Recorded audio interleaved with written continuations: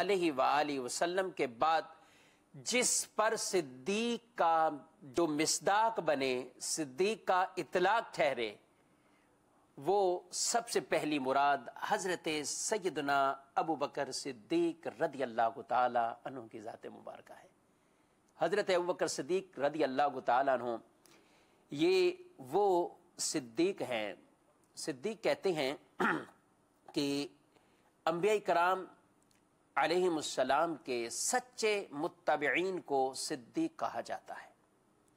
تو قرآن مجید فرقان حمید میں بھی ان کے ذکر، صدیقین کے ذکر فرمایا گیا، اور جو انبیاء کرام کے سچے متبع ہیں، تابع ہیں، اس راہ پہ چلنے والے ہیں، استقامت کے ساتھ، پختگی کے ساتھ، عزم کے ساتھ، اخلاص کے ساتھ اور استقلال کے ساتھ، جو اپنے قول میں، جو اپنے فعل میں، جو اپنے کردار میں، جو اپنے ہر معاملات کے اندر ایسے سچے متبع ہیں، وہ مرتبہ صدیقیت تک پہنچتے ہیں۔ یعنی گویا کہ وہ قول کہتے ہیں لیکن ساتھ ان کا عمل بھی وہی ہے، ان کا کردار بھی وہی ہے، ان کی جو نیتیں ہیں وہ عمل کے ساتھ اٹیچ ہو جاتی ہیں، وہ نیتیں محض نیتیں نہیں رہتی، وہ نیتیں، وہ عزم محض عزم اور نیت نہیں بلکہ عمل کی ایک پختہ کردار کی مثال بن جاتے ہیں، وہ مرتبہ صدیقیت تک پہنچنے والے ہیں۔ اور جو مرتبہ صدیقیت تک پہنچتے ہیں تو بلا شبہ ان میں سب سے پہلی مثال وہ انبیاء کے بعد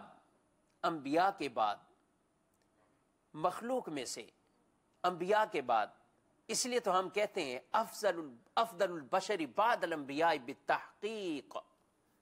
ہم ہر خطبے میں جمعۃ المبارک کو، ویسے تو آج ہم حضرت سیدنا صدیق اکبر رضی اللہ تعالیٰ عنہ کا ذکر خیر سن رہے ہیں، لیکن یہ صرف ایک دن کا ذکر نہیں ہے، یہ ایک گھنٹے کا یا چند منٹوں کا یہ ذکر نہیں ہے۔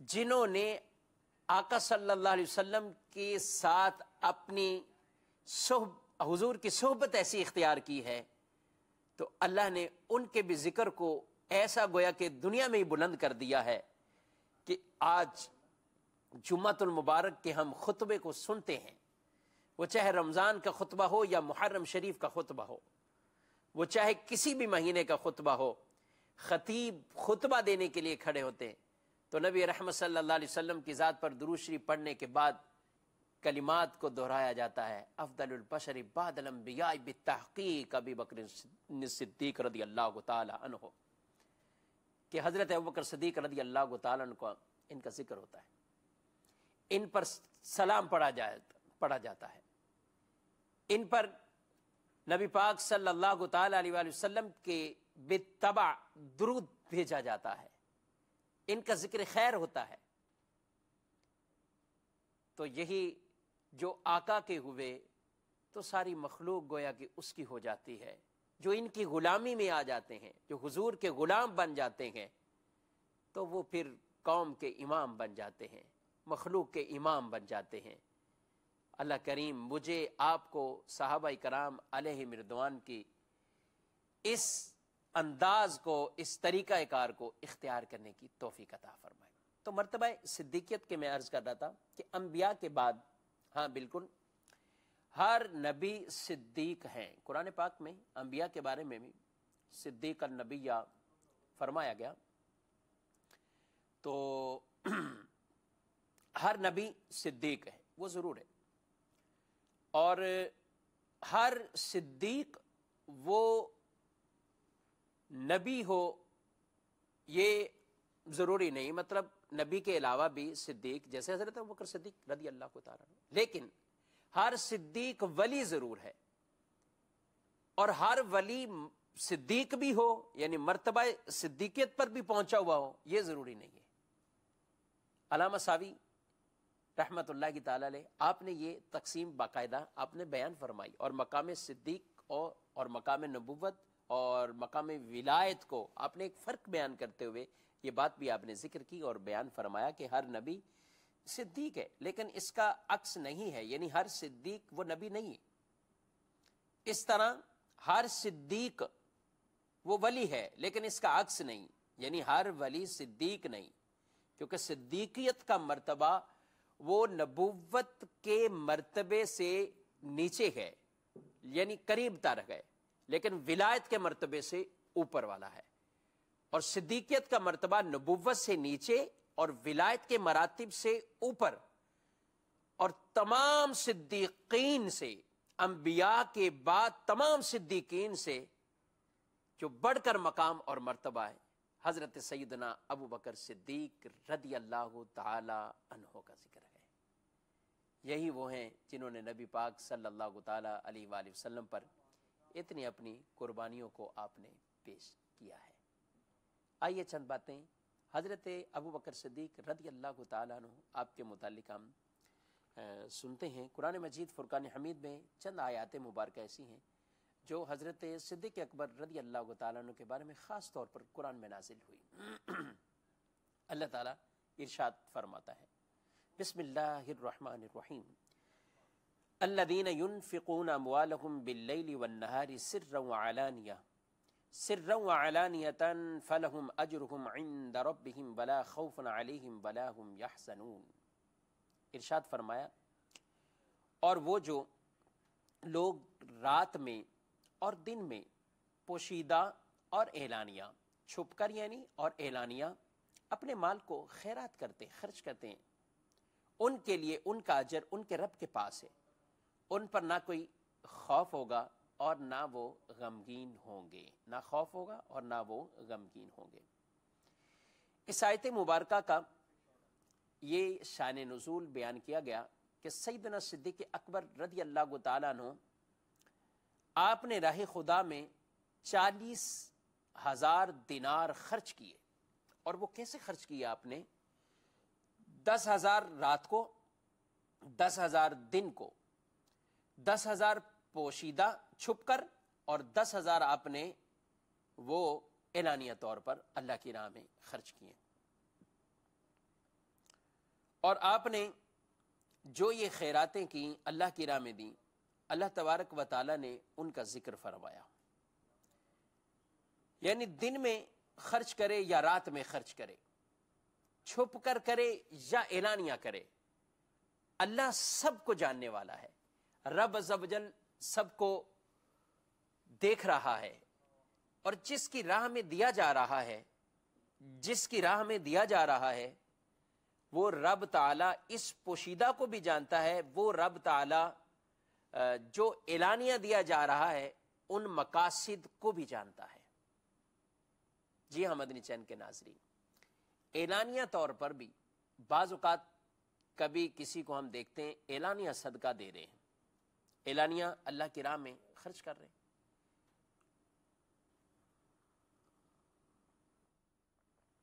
تو اب اعلانیہ دینے سے یہ ہرگز مطلب نہیں ہوتا کہ ہم یہ معاذ اللہ سمجھ لیں کہ یہ اعلانیہ دینے والا شخص یہ لوگوں کو دکھلاوا کر رہا ہے، یہ ریاکاری کر رہا ہے، یہ دکھلاوے میں مبتلا ہو رہا ہے۔ یہ بہت بری بات، کسی پر اس طرح کا گمان کر لینا، اس طرح کے بغیر کسی قرائن کے، بغیر کسی وجہ کے کسی پہ یہ تہمتیں لگا دینا، یا ان کے بارے میں اپنے دل و دماغ میں یہ چیزیں بٹھا لینا کہ یہ دکھاوا کر رہا ہے، یہ ہرگز درست نہیں، قطعاً یہ درست نہیں ہے۔ ہم اللہ کی پکڑ اور گرفت میں آئیں گے۔ ہم نے صحابہ کرام کی زندگیوں کو دیکھا، دیکھیں آپ کتابوں میں پڑھیے، روایات میں پڑھیے، ان کی زندگیوں کو ملاحظہ کیجئے تو ان کے یہ انداز تھے، کبھی اعلانیہ بھی خرچ کرتے، پوشیدہ بھی خرچ کرتے۔ قرآن میں ان چاروں صفات کو ذکر کر دیا، رات میں کرو، دن میں کرو، چھپ کر کرو یا اعلانیہ کرو، مجمع میں اللہ کے لیے کرو، مقصد ایک ہے، اللہ کو راضی کرنا ہے، اللہ کی راہ میں خرچ کرنا ہے، وہ چاہے آپ کا چھپ کر ہو یا اعلانیہ ہو، رب تم سے راضی ہوگا، مقصود رب کی رضا ہونی چاہیے۔ اور اگر مقصود یہ ہے کہ اللہ مجھ سے راضی ہوگا، میں اعلانیہ دے رہا ہوں کہ میرے اس دینے کی وجہ سے کسی اور کو بھی ترغیب مل جائے، وہ بھی اللہ کی راہ میں اپنا مال دے، یہ ایک اور اچھی نیت، محمود نیت، بہترین نیت، وہ بھی دے گا اللہ کی راہ میں، بالکل دینا چاہیے۔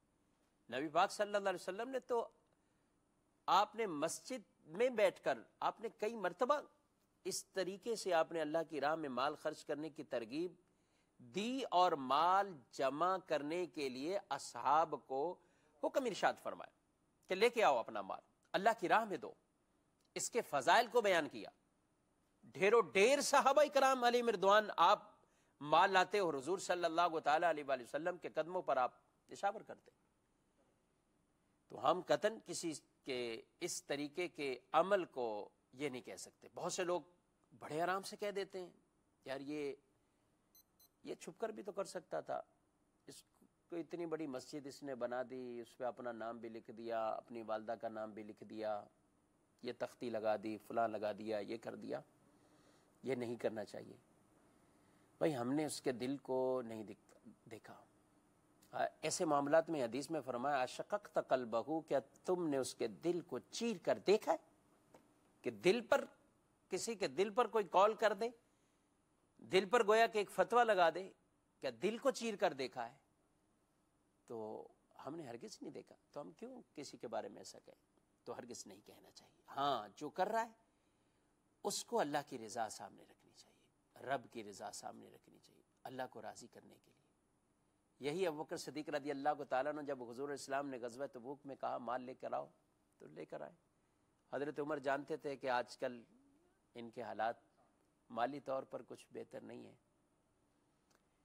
بہت دفعہ سوچا سبقت لے جاؤں نیکیوں میں، نہیں لے جا سکا، آج موقع ہے، آج لے جاؤں گا۔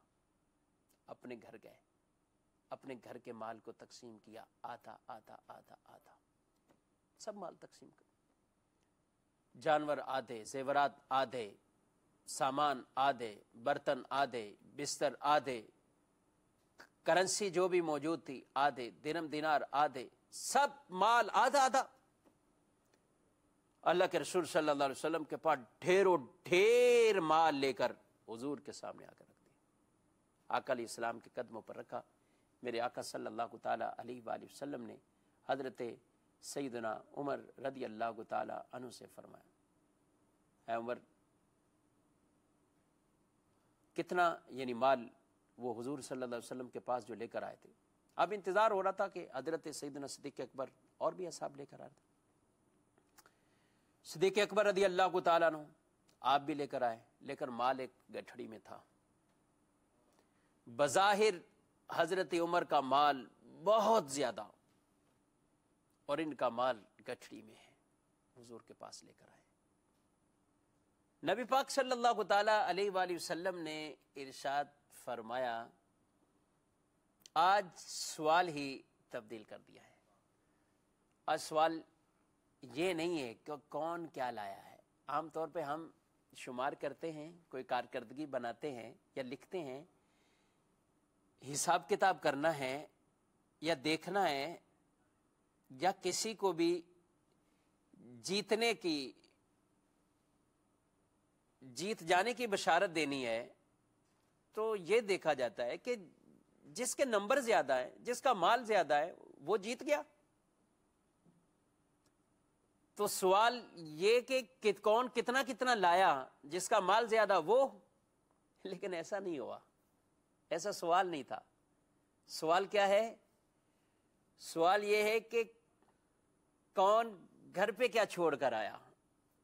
سوال یہ ہو رہا ہے کہ گھر پہ کیا چھوڑ کر آئے۔ حضرت عمر رضی اللہ تعالیٰ عنہ نے جب سوال ہی سنا کہ سوال ہی دوسرا ہے کہ گھر پہ کیا چھوڑا، یہ میں اور آپ کسی سے یہ سوال نہیں کر سکتے۔ ہم کسی سے پوچھیں، کوئی لے کے آئے کہ یہ لیجئے دعوت اسلامی کے لیے عطیات کی مد میں ہم اتنے لاکھ روپے کا چیک دیتے ہیں، ہم اس سے پوچھیں کہ آپ کے اکاؤنٹ میں کتنے پیسے اور موجود ہیں، وہ کہے گا یار مولانا صاحب آپ عجیب سوال کر رہے ہیں، آپ جو دیا ہے وہ لیجئے۔ اکاؤنٹ والا، گھر والا، یہ کیسے پوچھ رہے ہیں؟ لیکن نبی پاک صلی اللہ علیہ وسلم نے یہاں پر آج بھی کون پہلی پوزیشن میں گویا کہ آیا ہے وہ بشارت دینی ہے، تو پوچھا ہے گھر کیا چھوڑ کر آئے ہو؟ تو جب یہ سوال ہوا تو حضرت عمر عرض گزار ہوئے، یا رسول اللہ صلی اللہ علیہ وسلم، آدھا آدھا آدھا آدھا آدھا کر کے آیا ہوں، آدھا اپنے گھر کے لیے، آدھا اللہ کی راہ میں۔ بہت بڑی بات ہے، بہت بڑی بات ہے، بہت بڑی بات ہے، اپنے مال کو آدھا آدھا کر دینا۔ ذرا میں اور آپ اس کو ذرا سوچیں، مال بھی بہت زیادہ ہو اور بالکل آدھی تقسیم کر دی جائے۔ لیکن جب حضرت ابوبکر صدیق سے پوچھا گیا آپ کیا چھوڑ کر آئے، تو آپ نے کیا کہا کہ میں نے اپنے گھر والوں کے لیے اللہ اور اس کے رسول کو، اپنے گھر والوں کے لیے اللہ اور اس کے رسول کو چھوڑا ہے۔ اللہ اکبر۔ یہ ہے ان کی محبتیں۔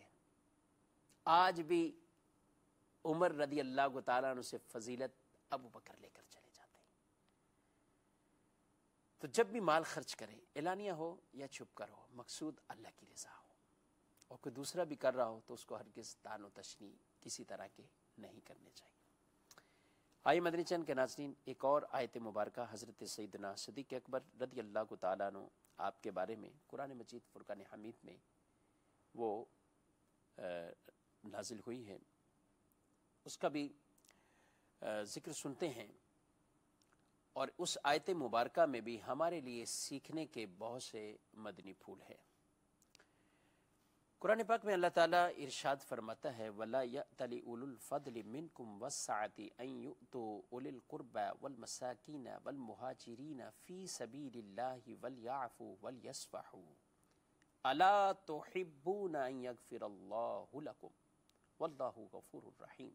ترجمہ: اور تم میں فضیلت والے اور مالی گنجائش والے یہ قسم نہ کھائیں کہ وہ رشتہ داروں اور مسکینوں اور اللہ کی راہ میں ہجرت کرنے والوں کو مال نہ دیں گے، اور انہیں چاہیے کہ معاف کر دیں اور درگزر کریں۔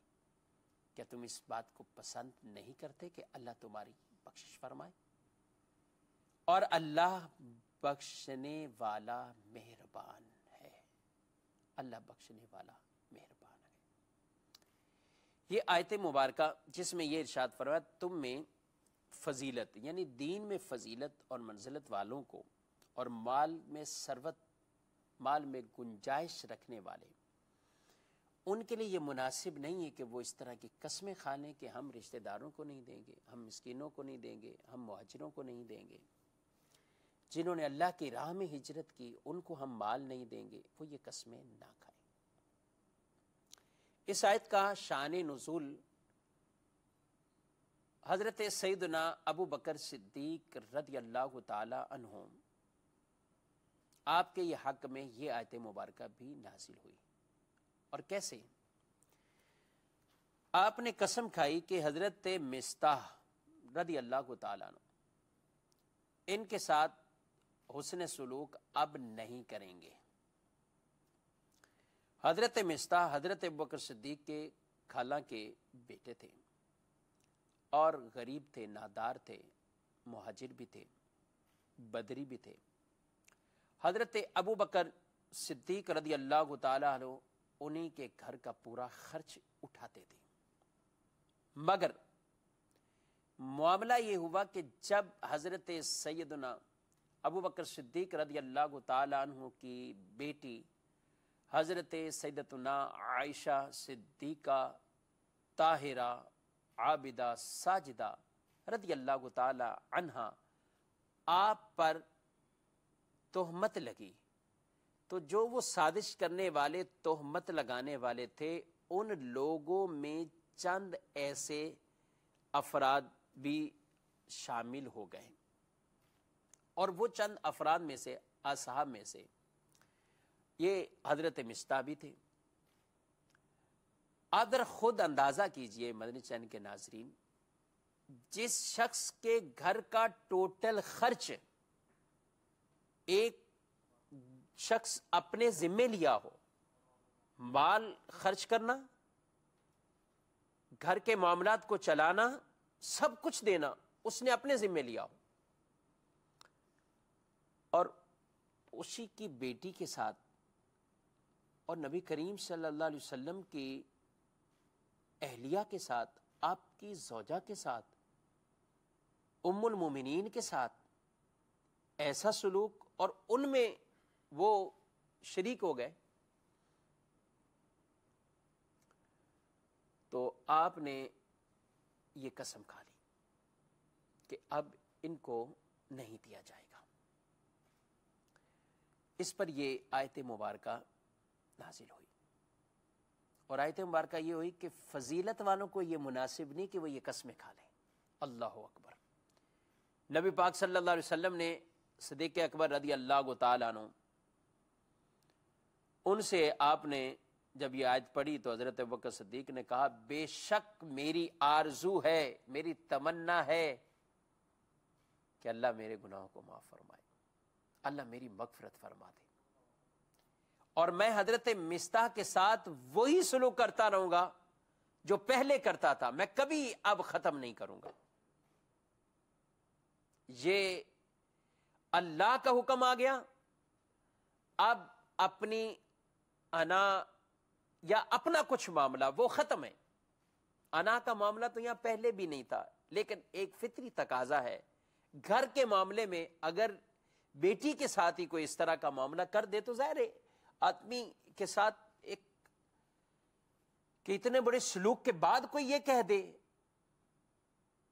تو آپ نے منع کر دیا تھا کہ آپ خرچہ نہیں دیں گے، لیکن قرآن نے کہہ دیا کہ فضیلت والوں کو یہ مناسب نہیں کہ اس طرح کے ارادے کر لیں۔ یہ بہت بڑی بات ہے مدنی چینل کے ناظرین، یہ بہت بڑی بات ہے۔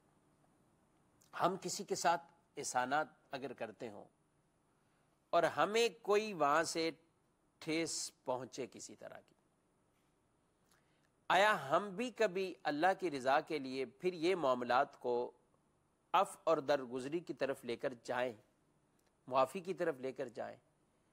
معافی کا کوئی دروازہ تو کھلا ہوا رکھیں، معافی کا کوئی دروازہ تو کھلا ہوا رکھیں۔ ٹھیک ہے، فطری تقاضا ہے، غصہ آ جانا، لڑائی جھگڑے بعض اوقات ہو جاتے ہیں، لیکن ایسے معاملات نہیں ہیں کہ ٹھیک ہے لڑائی ہو گئی تو اب ایسی لمبی قسم کی لڑائیاں اور لمبی قسم کی جدائیاں، بھائی بھائی سے جدا ہوا ہے، بہن بہن سے جدا ہو گئی، میاں بیوی آپس میں روٹھے ہیں تو روٹھ کے بیٹھ گئے، سالوں گزر گئے، نہ جدائی طلاق کے ذریعے ہو رہی ہے، نہ نکاح کی وجہ سے ملاپ ہو رہا ہے، نہ ایک دوسرے کو معاف کیا جا رہا ہے، لڑائی شروع ہے۔ اچھا بعض اوقات کہتے ہیں ہم نے قسم اٹھا لی، لیکن یہ واقعہ، جی ہاں میں نے قصدن یہ واقعہ سنا ہے کہ ہمارے معاشرے میں بھی اس طرح کے معاملات بہت بہت زیادہ آتے ہیں، تو پھر قسموں کو آڑ نہ بناؤ۔ ہمیں دین اسلام نے اس طرح کے معاملات میں بھی رہنمائی فرمائی ہے کہ اس طرح کے معاملات تو ہو جاتے ہیں، بعض اوقات قسمیں بھی آدمی اٹھا لیتا ہے، تو اللہ کے نام کو آڑ نہ بنائیں۔ پھر رسول اللہ صلی اللہ علیہ وسلم کی حدیث ہے کہ جب کسی چیز پر حلف اٹھا لیں، قسم اٹھا لیں، اور تم اس کی بہتری کسی دوسرے کام کے اندر دیکھو تو اب وہ کام کرو، کفارہ دے دو۔ آپشن موجود ہے، قسم کا کفارہ دے دو۔ یہ آڑ نہ بنا کے بیٹھ جاؤ، میں نے قسم اٹھائی ہوئی، اب میری قسم نہیں ٹوٹ سکتی۔ ارے تمہاری اس قسم کی وجہ سے خاندان کے خاندان بچڑ کے بیٹھ گئے، اور آپ اپنی قسم کو لے کے بیٹھے ہوئے ہیں۔ یہ شریعت ہی ہمیں راستہ دکھا رہی ہے۔ اگر اٹھا لی ہے قسم، شریعت کو یہ مطلوب ہے وہ بھلائی والا کام کر لیں، اس قسم کو پورا نہ کریں۔ جی ہاں، ایسی قسمیں ہیں کہ جن کو بعض اوقات ان قسموں کے بارے میں کہ ان کو پورا نہیں کیا جائے گا۔ گناہ کی قسمیں کھا لی تو کیا یہ کہا جائے گا کہ علماء یہ حکم دیں گے کہ گناہ کر لیں، اب اس نے قسم کھائی تو گناہ کر لیں؟ نہیں، ہرگز نہیں۔ قطع تعلقی کی قسم کھا لی تو کیا یہ کہیں گی قطع تعلقی کر لیں؟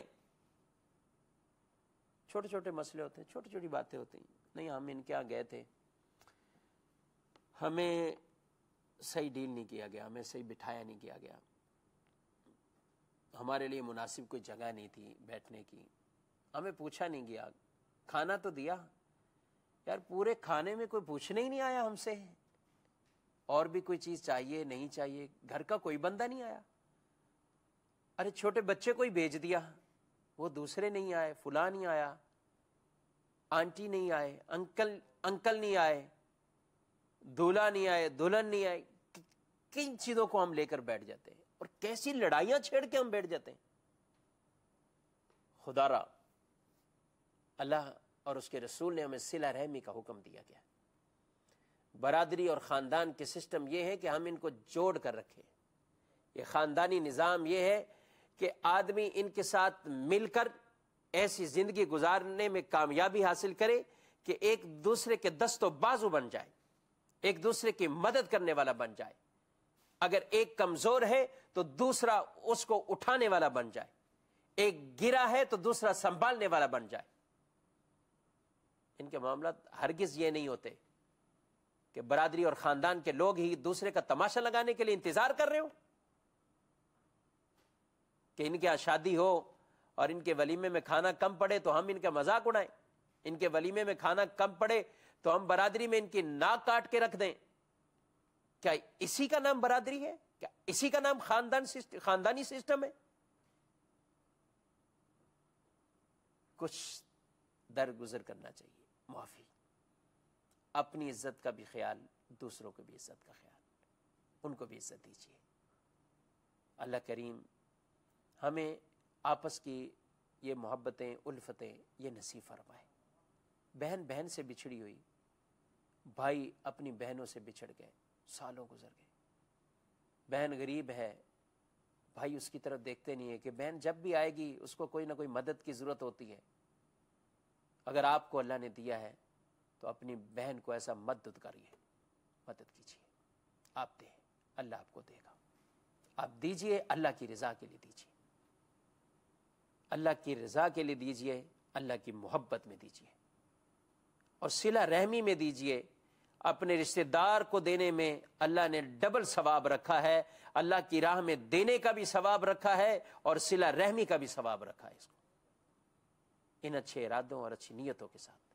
وہ بہن دیکھتی نہ رہے, عیدیں گزر گئیں, شب براتیں گزر گئیں, شب معراجیں گزر گئیں, میرا بھائی کبھی دیکھنے نہ آیا. ہرگز ایسا ماحول نہیں بنانا چاہیے. اللہ کریم ہم سب کی آپس میں محبتیں قائم فرمائے اور ہمارے گھریلو ماحول میں, بھائی بھائی میں, بہنوں میں اور گھر میں, خاندانی نظام میں بھی ایسے اتفاق ہوں اور ایسی محبتیں ہوں. اور جو رنجشیں ہیں اپنی انا کو فنا کر کے جھک کر دیکھ لے, ایک قدم بڑھا کر دیکھ لے. واللہ خدا کی قسم, جو آدمی لوگوں کی غلطی کو معاف کرتا ہے اللہ اس کے گناہوں کو معاف کرتا ہے. اتنی بڑی بات ہے لوگوں کی غلطیوں کو معاف کرنا, اللہ کی رضا کے لیے معاف کرنا, اس کے گناہوں کو معاف کیا جاتا ہے. کیا تم پسند نہیں کرتے اللہ تمہارے گناہوں کو معاف کرے, تمہاری مغفرت کرے؟ ہم ضرور یہ پسند کرتے ہیں, اللہ ہماری مغفرت کرے.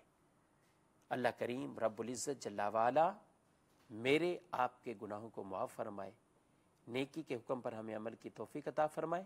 سلسلہ شان نزول آپ نے ملاحظہ کیا, اپنا فیڈ بیک ضرور دیجیے, اور انشاءاللہ العزیز آئندہ جمعرات کو ایک نئے ٹاپک کے ساتھ, نئے مضامین کے ساتھ سلسلہ لے کر آپ کی خدمت میں حاضر ہوں گے. جب تک کی اجازت چاہتے ہیں. اللہ کریم ہم سب کا حامی و ناصر ہو. دیکھتے رہیے مدنی چینل ہی دیکھتے رہیے. اللہ کریم عمل کی توفیق عطا فرمائے. آمین بجاہ نبی الامین صلی اللہ علیہ وآلہ وسلم. صلو علی الحبیب صلی اللہ تعالی علیہ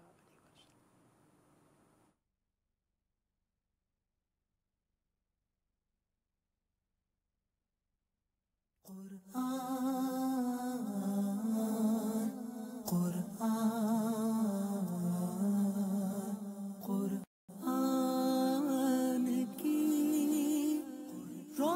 روشنی قرآن کی روشنی.